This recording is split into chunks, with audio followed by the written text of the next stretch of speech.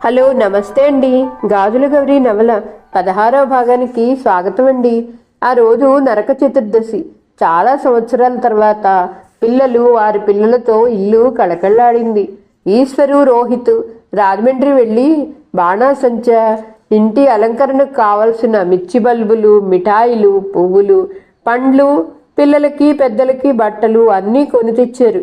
దీపావళి రోజు గౌరీ, స్నిగ్ధ వంట ఇంట్లో పండుగ వంట చేస్తుంటే మైథిలి, వినీల రకరకాల అందమైన ముగ్గులు ఇంట్లోనూ పెరటిలోనూ ఇంటి ముందట తీర్చిదిద్ది వాటిని అందమైన రంగులతో, పువ్వులతో అలంకరించారు.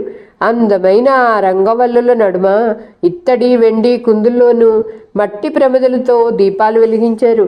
ఈశ్వరు, వినీత్, రోహిత్, ప్రణవ్ ఇంటి గోడలు, ఇంటి పైనుండి కింది వరకు వరండా గ్రిల్కు కూడా రకరకాల అందమైన బల్బులు అమర్చారు.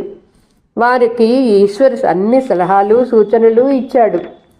సూర్యాస్తమయం అయిన పిమ్మట సంధ్యవేళకి హాల్లో లక్ష్మీదేవిని రకరకాల పువ్వులతో, నగలతో అలంకరించి దేవి ముందట వెండి కుందుల్లో దేదీప్యమానంగా దీపాలు వెలిగించారు.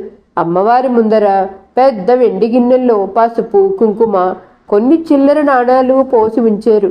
4 రకాల పళ్ళు, 4 రకాల నైవేద్యాలు సమర్పించారు. స్నిగ్ధ తన తీయని కంఠంతో లక్ష్మీ స్తోత్ర గానం చేసి అందరికీ వీణుల విందు చేకూర్చింది. లక్ష్మీ పూజ అనంతరం అందరూ దీపావళి బాణాసంచ చాలా సరదాగా కాల్చారు. పిల్లలంతా ఒకరిని ఒకరు ఆట పట్టించుకుంటూ బాణాసంచ కాలుస్తుంటే ఈశ్వర్ కూడా తన వయసు మర్చిపోయి వాళ్లల్లో ఒక్కడుగా మారాడు. వాళ్ళందరూ బాణాసంచా కాలుస్తుంటే చిరునవ్వుతో వీక్షిస్తున్న గౌరిని కూడా లాక్కెళ్ళి ఆమె చేత బాణాసంచా వినీత్, రోహిత్ కాల్పించారు.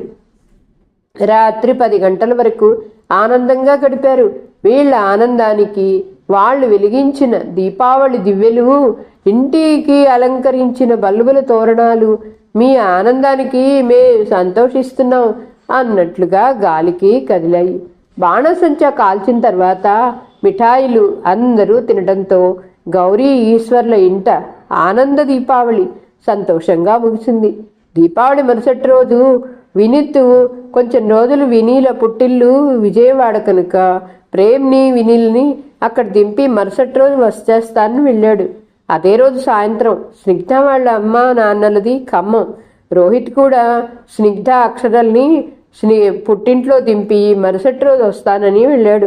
తల్లిదండ్రులకు చెప్పినట్టుగానే ఒకరోజు అత్తామామల వద్ద గడిపి తిరిగి వచ్చేశారు ఇద్దరు. కారణం దీపావళి తర్వాత వచ్చే విధియ, యమ విధియ అవటం కారణం. యమ విధియ రోజు భగినీ హస్త భోజనం చేయాలని వినీత్కి, రోహిత్కి గౌరి చెప్పింది. మీ పెళ్లిళ్ల వలన అందరూ తలా ఒక దేశంలో ఉన్నారు. ఇన్ని సంవత్సరాల తర్వాత మీరంతా కలిసి మా వద్దకు వచ్చారు. చెల్లి చేతి భోజనం చేయండి. అదీకాక వినీత తమ్ముడు కూడా అక్క చేతి భోజనం, స్నిగ్ధ వాళ్ళ అన్నయ్య ఆమె చేతి భోజనం చేయాలి. అందుకే వాళ్ళిద్దరినీ వాళ్ళ పుట్టిళ్లల్లో దింపి మీరు వెంటనే వచ్చేయండి అన్నది. అన్నలిద్దరూ వెళ్ళగానే మైథిలి భర్త ప్రణవ్ యమ విధి అంటే ఏమిటంటీ అని అడిగాడు. అవును, ఎందుకమ్మా మా చిన్నప్పటి నుండి దీపావళి వెళ్ళిన తర్వాత విధియని యమ విధియ అంటావు? నా చేత ఏదో ఒకటి అన్నయ్యలకి తినిపిస్తావు ఎందుకు అన్నది మైథిలి. చెప్తాను. యమ విధియ అంటే యమధర్మరాజు చెల్లెలు యమునాదేవి ఇంటికి వచ్చి ప్రతి సంవత్సరము ఆమె చేతి భోజనం చేస్తూ ఉండేవాడు. అలా సంవత్సరాలు గడిచాక చెల్లెలు చేతి భోజనం ఆరగించిన ఆయన మిక్కిలి సంతోషించి చెల్లెల్ని ఏదైనా వరం ఇస్తాను కోరుకోమని అడిగాడు. అప్పుడు యమునాదేవి ఎవరైతే యమ విధియ నాడు తన సోదరి చేతి భోజనం చేస్తారో వాళ్ళకి అపమృత్యు దోషం రాకుండా ఉండేలా వరం ఇమ్మని అడిగింది. దానికి యమధర్మరాజు తదాస్తు అన్నాడు. ఆ రోజు నుండి ప్రతి సోదరుడు, సోదరి చేతి భోజనం యమ విధియ రోజు ఆరగించటం మన సాంప్రదాయంగా మారింది. గౌరి చెప్పే విధానానికి మైథిలి, ప్రణవే కాకుండా వాళ్ళకంత దూరంలో కుర్చీలో కూర్చున్న ఈశ్వర్ కూడా శ్రద్ధగా విన్నాడు. అందుకనే నా అమ్మ ఆ రోజున నీవు భగినీ హస్తభోజనం అంటావు అని చెప్పావు అన్నది మైథిలి. అవును అంది గౌరి. అందుకే ఆ రోజు శ్రద్ధగా నీ చేత్తో వంట చేసి మీ అన్నలిద్దరికీ వడ్డించు అన్నది. అబ్బా, నాకు నీలాగా అన్ని వంటలు రావమ్మా అన్నది మైథిలి. నేను ఉన్నాగా, నేను ఎలా చెయ్యాలో చెప్తాను అన్నది ఆమె. అలాగే అన్నట్టు తల ఊపింది మైథిలి. ఇదే రోజు ఉదయానికల్లా తల్లిదండ్రుల వద్దకు వినీతు రోహితు వచ్చేశారు. ఉదయం టిఫిన్ చేస్తున్నప్పుడు, పెద్దన్నయ్య, చిన్నన్నయ్య, ఈరోజు భగినీ హస్త భోజనంట, మీకు ఇష్టమైనవి చెప్పండి, నేను చేస్తానంది మైథిలి. అని ఇద్దరు గొంతులో దోశ అడ్డం పడి పొలమారి తేరుకొని నవ్వేశారు. నీవేం చెయ్యొద్దులే కానీ అమ్మ చేసిందే మాకు వడ్డించు చాలు అన్నారు. అమ్మే అన్నీ చేస్తుందిలే, నేను ఏదైనా ఒక స్వీటు హాటు చేస్తాను అన్నది మైథిలి. సరే అయితే నాకు గులాబ్ జామ్ చెయ్యి అన్నాడు వినీత్. నాకు రవ్వ పులిహార చెయ్యి అన్నాడు రోహిత్. వారికి మాట ఇచ్చినట్టుగానే మైథిలి గులాబ్ జాము రవ్వ పులిహార చేసింది. గౌరీ గుమగుమలాడే ములక్కాయ సాంబారు, కొబ్బరి పచ్చడి, దొండకాయ పకోడీ వేపుడు, వెలక్కాయ పెరుగు పచ్చడి, చింత చిగురు పొడి తయారు చేసింది. మైథిలి తాను చేసిన స్వీట్ గులాబ్ జాము రవ్వ పులిహారతో పాటుగా తల్లి చేసిన పదార్థాలు కూడా అన్నలిద్దరికీ వడ్డించింది. వినీత్ చెల్లికి ఉంగరం బహుమతిగా ఇస్తే రోహిత్ చిన్న సన్నని బంగారు గొలుసు ఇచ్చాడు. చాలా సరదాగా హాస్యోక్తులతో అన్నదమ్ములిద్దరూ భగినీ హస్త భోజనం చేశారు. పిల్లలు సరదాగా కలిసి భోంచేస్తుంటే ఈశ్వర్కి తన చెల్లి కూడా రాఖీ పండుగ రోజున తన చేతికి రాఖీ కట్టటము, యమవిదే రోజున ఆమె చేతి భోజనం చేసి దాని జ్యోతికి ఏదో ఒక బహుమతి ఇవ్వటము గుర్తుకొచ్చింది ఈశ్వర్కి. పైకి పిల్లలతో భర్తతో నవ్వుతూ మాట్లాడుతున్న గౌరికి మనసులో కనీసం ఒక్కడైనా సోదరులు లేకపోవటం చాలా బాధగా వెలితిగా అనిపించింది. తనకి ఎవ్వరూ అన్నదమ్ములు లేరు. కనీసం చిన్నాన్నకైనా ఎవ్వరూ పిల్లలు లేకపోవటం తన దురదృష్టం. తండ్రి బంధువులు ఎవరూ లేరు. తల్లి వైపు ఒక మేనమామ.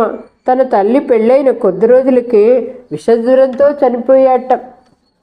అందుకే తనకి భర్త, ఆయన వైపు బంధువులే ఆత్మీయులయ్యారు. గౌరీ ఆలోచనలు గమనించిన రోహిత్, డాడీ, ఈరోజు నేను మీకు అమ్మకి భోజనం వడ్డిస్తానన్నాడు. వినీత్ తమ్ముడి మాట బలపరిచి, అవునమ్మా, ఈరోజు మేము ముగ్గురం మీ ఇద్దరికీ వడ్డిస్తాం, అదే ఈరోజు ప్రత్యేకత అన్నారు. అవునన్నయ్య, నీవు చెప్పింది కరెక్ట్ అంది మైథిలి. ఏంటే కరెక్టు? నేను మీకు వడ్డిస్తే మీరు తింటే నాకు కడుపు నిండిపోతుంది అన్నది. అబ్బా గౌరీ, నీవు నేర్చి ఆదస్తాం. వాళ్ళు సరదాగా అడిగారు. ఇంక నీవు మాట్లాడకుండా కూర్చో అన్నాడు ఈశ్వర్. గౌరీ ఇంకేం మాట్లాడకుండా డైనింగ్ టేబుల్ ముందు కూర్చుంది. పిల్లలు ముగ్గురు చాలా సరదాగా ఆత్మీయంగా కొసరి భోజనం వడ్డించారు. చాలా సంవత్సరాల తర్వాత తృప్తిగా అనిపించింది దంపతులిద్దరికీ. వారం రోజుల తర్వాత పుట్టింటికి వెళ్ళిన వినీల, స్నిగ్ధ తిరిగి అత్తారింటికి వచ్చేశారు. అన్న చెల్లెళ్ల చిలిపి తగాదాలతో, చిన్నపిల్లలు ప్రేమ్, అక్షర ముద్దు మురిపాలతో, వాళ్ల ఆటపాటలతో ఇల్లంతా సరికొత్త సందడి నెలకొంది. గౌరికి రోజులు క్షణాల్లా గడిచిపోతున్నాయి. ఒక రోజున అందరూ హాల్లో కూర్చుని అంత్యాక్షరి ఆడేవాళ్ళు. మరొక రోజున సాయంత్రం వేళ అందరూ కలిసి రకరకాల ఆటలు ఆడేవాళ్ళు. ఒక్కోసారి వారి ఆటపాటల్లోకి ఈశ్వర్ గౌరీని కూడా రమ్మని అనేవారు. ఈశ్వర్ మొదట పిల్లల మాటలు సున్నితంగా తిరస్కరించిన తరువాత వాళ్లతో సమంగా ఆడలేకపోయినా కొంచెంసేపు వాళ్లతో సరదాగా ఆడేవాడు. గౌరిని వాళ్ళు ఎంత బతిమాలినా, ఈ వయసులో మీతో కలిసి ఆటలాడినా ఎవరైనా చూస్తే నవ్వరు అనేది సిగ్గుగా. ఎవరికి మన ఇంటి ముంగిట నిలబడి నిన్ను చూసి నవ్వే తీరిక ఓపిక లేవు కానీ రామ్మ అనేది మైథిలి గారంగా. అవునత్తయ్య గారు, ఎవరిని చూసినా ఫోన్ చూసుకుంటూ గడిపేస్తున్నారు, లేదంటే టీవీ ఛానల్స్ ఆపరేట్ చేస్తూ సీరియల్స్లో మునిగి తేల్తారు అన్నది స్నిగ్ధ. స్నిగ్ధ మాటల్ని బలపరిచారు వినీల, మైథిలి.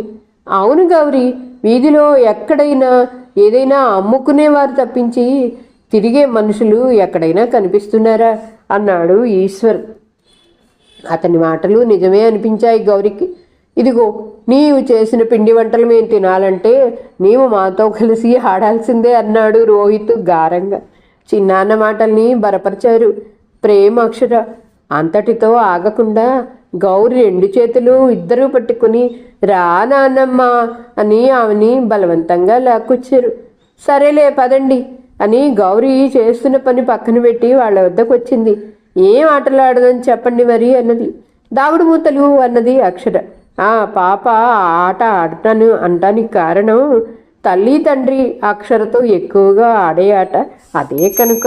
దాగుడు మూతలు ఏం వద్దు కానీ నేను ఈరోజు మీకు ఓ కొత్త గేమ్ నేర్పిస్తా అన్నది గౌరీ. ఏం గేమ్ అడిగారు ప్రేమ్ అక్షర. చెప్తా అని గౌరీ చాక్పీస్తో నేలపై పెద్ద గళ్ళు గీసింది. ఒక చిన్న రాతి ముక్క తీసుకొని వచ్చింది. ఆట ఎలా ఆడాలో చెప్పింది. వినీలా, స్నిగ్ధ, మైథిలి ఇది తొక్కుడు బిళ్ళ ఆట, గర్ల్స్ ఆడేది అని తల్లి చెప్పగానే no I can't play this game అని ప్రేము నేను డాడీ వాళ్ళతో కలిసి క్రికెట్ ఆడతా అని వినీత్ వాళ్ళ వద్దకు పరిగెత్తాడు. నేను గర్ల్ కదా, నేను మీతోని ఆట ఆడతా అన్న అక్షర మాటలకి మురిసిన గౌరీ అక్షరని దగ్గరకు తీసుకుని ముద్దు పెట్టుకుందాం అనేంతలో అక్షర నో నాన్నమ్మ ఫస్ట్ గేమ్ అని దూరం జరిగింది. గౌరీ మురిపంగా అక్షరం చూసి నవ్వేసింది. ఎప్పుడో చిన్నప్పుడు ఆడిన తొక్కుడు బిళ్ళ ఆట. వినీల, స్నిగ్ధ, మైథిలి సరదాగా ఆడితే గౌరీ కూడా వాళ్ళతో సమానంగా ఆడింది. మధ్య మధ్యలో అక్షర కూడా కాసేపు ఆడింది. దూరం నుండి వీళ్ళ ఆటలు చూసిన ఈశ్వర్ గౌరీ పిల్లలతో సమానంగా ఆటం చూసి చాలా ముచ్చటపడ్డాడు.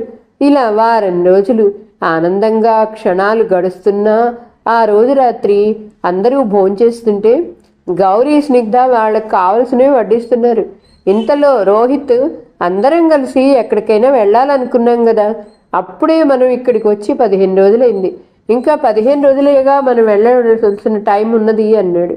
అబ్బా మొన్ననేగా ఒరిస్సా అంతా తిరిగి వచ్చాం, మళ్ళీ వెంటనే ఇప్పుడే ఎక్కడికి వెళ్తాం అన్న గౌరీ మాటలకి నీవు అన్నయ్య కలిసి వెళ్ళారు, మాతో కలిసి నీవు నాన్న రారా అన్నారు రోహిత్, మైథిలి.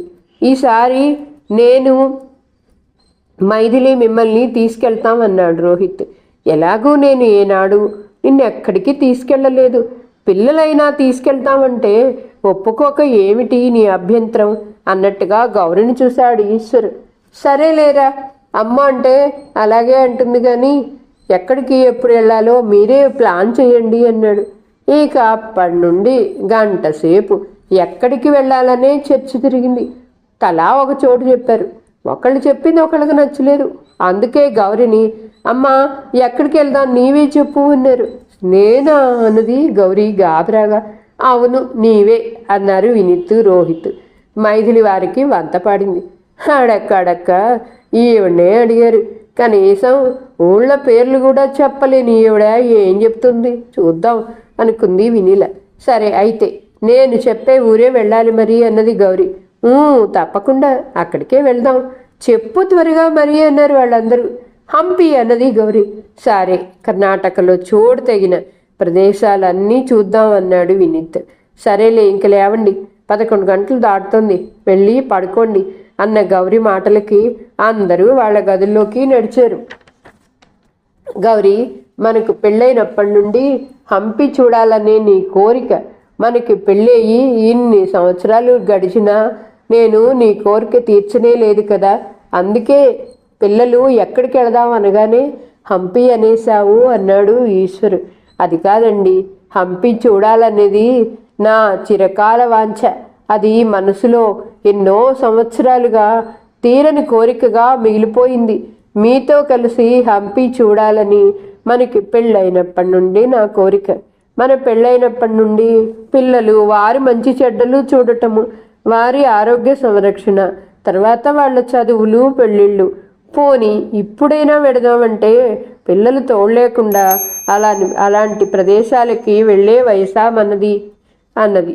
గౌరీ మాటలకి గౌరీ ముఖం కేసి ప్రశంసగా చూసి పోనీలే నీ మనసెరిగిన పిల్లలు ఇన్నాళ్లకి నీ చిరకాల వాంఛ నెరవేర్చబోతున్నారుగా, నాకు కూడా చాలా సంతోషంగా ఉంది అన్నాడు ఈశ్వర్.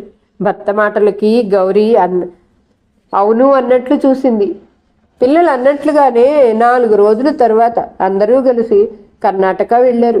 మొదటగా మైసూర్లోని చాముండేశ్వరి దేవి ఆలయం సందర్శించారు. చాముండేశ్వరి దేవాలయం బంగారు వర్ణంతో ఎత్తైన 7 గోపురాలతో నిర్మించబడింది. ఒక్కో గోపురం మీద అద్భుతమైన శిల్పాలు నిర్మించారు. గోపురం మధ్య భాగంలో చిన్న కిటికీలు నిర్మించారు. వాటికి ఇరువైపులా దేవతా శిల్పాలు నిర్మించి ఆలయంలోకి వెళ్ళే అమ్మవారిని సందర్శించారు. ఆలయ ప్రాంగణంలోని కోతులకి ప్రేమ అక్షరాల చేత అరటిపండ్లు ఇతర ఆహారాలు ఇప్పించారు. తర్వాత మైసూర్ ప్యాలెస్కి వెళ్ళారు. ప్యాలెస్ చాలా విశాలమైనదిగా ఎకరాల్లో నిర్మించబడింది. ఎత్తైన బురుజులతో నిర్మించబడింది. ప్యాలెస్ లోపలి భాగం స్తంభాలు లేత ఆకుపచ్చని రంగుతో నగిశీలతో చెక్కి నిర్మించబడ్డాయి. విమాన శిఖరం మీద నీలం రంగులో శిల్పం చెక్కబడింది. రాత్రిపూట ఆ ప్యాలెస్ అందం రెట్టింపవుతుందని రాత్రి దీపాల వెలుగులో మైసూర్ ప్యాలెస్ సందర్శించారు. మరుసటి రోజున జూ పార్క్ చూశారు. అక్కడ ఉన్న ఏనుగులు, పులులు, జింకలు మొదలగు వాటిని చూసి ప్రేమ అక్షర చాలా ఉల్లాసపడ్డారు. అక్కడి నుండి బయలుదేరి క్రూగ్ కాఫీ తోటల్ని చూశారు. అక్కడి ప్రకృతి అందాలకి అందరూ పరవశించారు. మరీ ముఖ్యంగా గౌరీ అయితే చాలా ఆనందపడింది. ఆ రోజు అక్కడికి దగ్గరలో ఉన్న ఓ హోటల్లో బస చేసి మరునాడు హంపి బయలుదేరి వెళ్ళారు. హంపి చూడాలనే తన చిరకాల వాంఛ నెరవేరడంతో గౌరీ మైమరిచి చూస్తుంది. మొదటగా విరూపాక్ష స్వామి ఆలయానికి వెళ్ళారు. ఆలయం ముందరి భాగంలో 2 వైపులా ఎత్తైన స్తంభాలు మండపాలుగా నిర్మించబడి ఉన్నాయి. బహుశా అది రాజవీధి కాబోలు. అక్కడే శ్రీకృష్ణదేవరాయల వారి కాలంలో బంగారు నగలు, ముత్యాలు, రతనాలు రాసులుగా పోసి విక్రయించేవారనుకుంటా అనుకుంది. ఆలయం వెనుక పుష్కరిణి ఉంది. అక్కడి నుండి హంపి శిథిరాల వద్దకు వెళ్ళారు. గోపుర ద్వారం నుండి లోపలికి వెళ్ళి ఎత్తైన రాతి రథాల్ని చూశారు. నిజమైనదిగా అని భ్రమ కలిగేలా ఉన్నాయి ఆ రాతి రథాలు. 4 వైపులా 4 పెద్ద రాతి చక్రాలపై అత్యంత శోభాయమానంగా నిర్మించబడింది. తర్వాత హజారా రామాలయం సందర్శించారు. అక్కడి సప్తస్వరాల స్తంభాల్ని మిటి ఆనందించారు. తుంగభద్రా నదిలో విహరిస్తుంటే గౌరికి మంచి మనసులు సినిమాలోని రాజులే పోయినా రాజ్యాలు కూలినా మనుజులే ధనుజులై మట్టి పాల్చేసినా చెరగని చెదరని శిల్పాలవలనే అనే పాట గుర్తుకొచ్చింది. నిజమే కదా, ఇక్కడ ఈ నేలపైనే ఎందరో గొప్ప రాజులు తమ జీవితం అంతా శ్రమించి ఇంత మంచి అందమైన శిల్పాల సముదాయంతో కుప్పబోసినట్లుగా ఈ సజీవ శిల్పాల్ని నిర్మింపజేశారు. నిజంగా వారికి మరణం ఎక్కడిది? ఈ అపురూప శిల్పాల సంపదతో వాళ్ళు జీవించే ఉంటారు, అమరులయ్యారు. వారి జీవితం అంతా యుద్ధాల్లోనూ ఇటువంటి అందమైన శిల్ప నిర్మాణాల్లోనే బహుశా గడిచి ఉంటుంది అనుకుంది గౌరి. హంపీలో అన్నీ చూసిన తర్వాత బెంగళూరు వచ్చారు. బెంగళూరులో Lalbagh botanical garden, Tippu Sultan summer palace, ISKCON temple, Mokshagundam Visvesvaraya industrial technology museum, Vidhanasabha, Sringeri Shanmukha Swami గుడి, ఇంకా కొన్ని ప్రముఖమైన ప్రదేశాలు దర్శించి వారం రోజుల తర్వాత అందరూ ఇంటికి చేరారు. ఇల్లు చేరిన 2 రోజుల తర్వాత మైథిలికి 5వ నెల అవటం చేత ఆమెకి సీమంతం చేయాలనుకుంది గౌరి. ఆ విషయమే భర్త, పిల్లలు మధ్యాహ్నం అందరూ కలిసి మాట్లాడుకుంటున్న వేళ, ఏమండి, మైథిలికి ఇంకో వారం రోజుల్లో 5వ నెల వెళ్ళిపోతుంది. మనకి ఉన్నంతలో తనకి సీమంతపు వేడుక జరిపించాలనున్నది అన్నది. గౌరి మాటలకి ఈశ్వర్ సమాధానం చెప్పేలోగానే మైథిలి, ప్లీజ్ అమ్మా, ఇప్పుడు ఇటువంటి వేడుకలు ఏం వద్దు. నేను గర్భవతినని అందరికీ దండోరా వేయాలా అన్నది చికాకుగా. గౌరి ఏదో మాట్లాడబోయేంతలో ఆమెని ఆగమని ఈశ్వర్ సైగ చేశాడు. అమ్మడు, ఇలా రా అని పిలిచాడు. తల్లికైతే ఏదో ఒక సమాధానం ఇవ్వగలదు, కానీ తండ్రికి ఎదురు మాట్లాడలేదు మైథిలి. ఒక్క మైథిలే కాదు, వినితు, రోహితు కూడా అంతే. పిల్లల తండ్రులైనా ఈ రోజుకి ఈశ్వరి మాటకి ఎదురు చెప్పలేరు. ఈశ్వర్ కూడా పిల్లల వద్ద తన విలువ తగ్గేలా ఏనాడూ ప్రవర్తించలేదు. చెప్పండి నాన్న అని తండ్రి ఎదురుగా నిల్చుంది. రా, ఇలా వచ్చి కూర్చో అని తన పక్కన సోఫాలో కూర్చోపెట్టుకున్నాడు.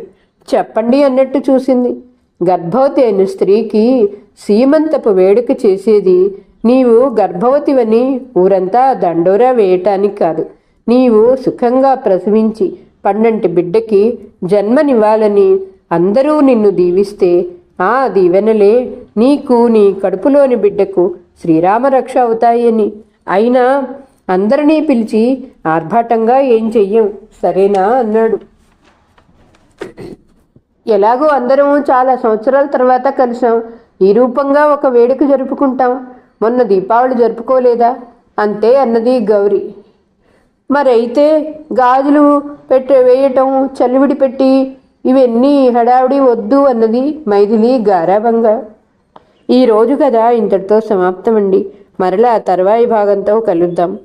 నా కథ మీకు నచ్చితే please like, share, subscribe and comment. ఉంటానండి. పద్మావతి చావలి.